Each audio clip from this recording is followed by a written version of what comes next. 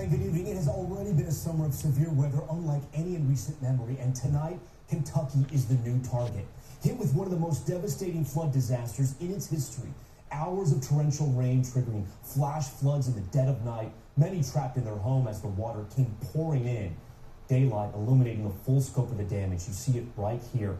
The entire town of Hinman underwater, homes and businesses flooded up to their roofs. The streets of downtown Whitesburg still a river of rushing water late this afternoon. Rescue teams working by boat and by helicopter to reach the stranded. The governor telling Top Story moments ago he expects the death toll to climb into the double digits. That interview in just a few moments. The floods triggered by that same system that poured through St. Louis last week. That city hit again tonight. The floodwaters rising in all too familiar scene. But we begin our coverage in Kentucky with Maggie Vespa, who's in the storm zone tonight. In a swath of the South submerged, total devastation, and a death toll expected to climb. So we got so much road damage.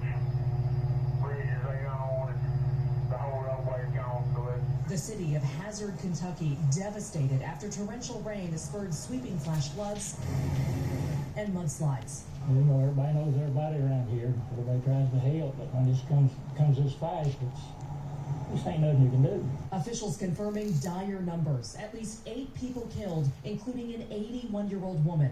The governor declaring a state of emergency. We probably have not seen the worst of it. Sadly, we believe that we will lose Kentuckians, and a lot of Kentuckians will probably lose most of what they have. Recovery efforts complicated by the storm's strength, knocking out power to more than 25,000 people and wiping cell coverage throughout the region. In nearby Pound, Virginia, rescuers scour an assisted living facility for the stranded. Damage like this gives you an idea of just how strong and fast these floodwaters were moving. This is just a roof ripped off and tossed on the side. There's a power pole over here, literally snapped in half. And then look at all of this. This is just debris on the side of the road. I mean, it looks like a tornado hit. The sinister system wreaking havoc. Repeated rounds of showers and storms pelting eastern Kentucky overnight, dumping rain onto ground already saturated from recent rainfall. The same type of storm that walloped St. Louis earlier this week. Oh my gosh. FEMA and the National Guard are on the ground in Kentucky. Judy Butler's home flooding for the second time this year. Round 1 back in March.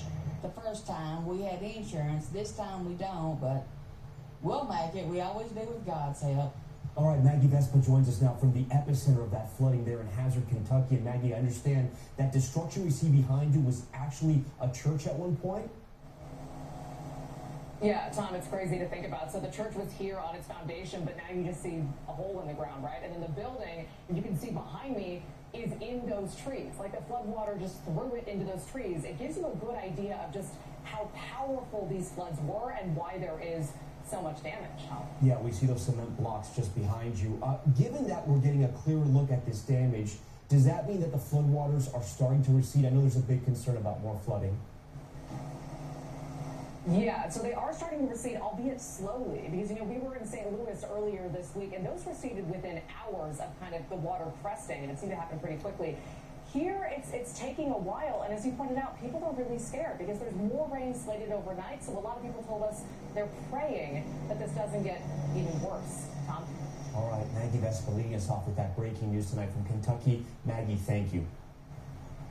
And Kentucky's Governor Andy Beshear, who you heard in Maggie's piece there, is calling it one of the worst flooding disasters in the state's history.